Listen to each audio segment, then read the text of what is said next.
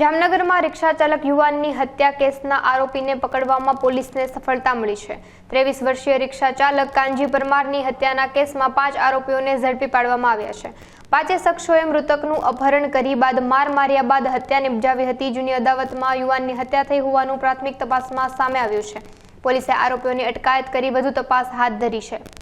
જામનગરના city C division police station વિસ્તારમાં ગઈકાલે જે ખૂનની ઘટના બનેલી હતી તેની વિગત એ રીતે છે કે જે ફરિયાદી જે છે એમના પુત્ર કાનજી ઉર્ફે કાનો પરમાર એ રાત્રિના સમયે તેમને હિતેન અને રાહુલ અને એમની સાથે અગાઉની જે માથાકૂટ ચાલતી હોય એના અનુસંધાને મહાકાળી સર્કલે બોલાવેલો હતો અને ત્યાંથી પછી જે આ કામના 5 આરોપીઓ છે હિતેન ઉર્ફે હીરો મકવાણા, પ્રકાશ ઉર્ફે પવો પરમાર, દિલીપ ઉર્ફે દિનેશ પરમાર, મનિયો દેવશીભાઈ મકવાણા અને આશીષ રાજુભાઈ વારસખિયા, આ 5 આરોપી ભેગા થઈને આ જે મરણ જનાર છે તેને પોતાની સાથે પોતાના બાઇકમાં બેસાડી અને જે હિતેન કરીને છે એના ઘરે લઈ જવામાં આવેલો હતો ને ત્યાં તેને લોખંડના પાઇપ જેવા હથિયારો વડે એને મૂંઢમાં ઈજાઓ કરવામાં આવી હતી અને તેમજ પગના ભાગે ઈજાઓ પહોંચાડી અને તેને અધમુઓ કરી અને જે રેતીનો સટ્ટા તરીકે વિસ્તાર ઓળખાય છે તે જગ્યાએ તેને પાછો મૂકી આવવામાં આવેલો હતો।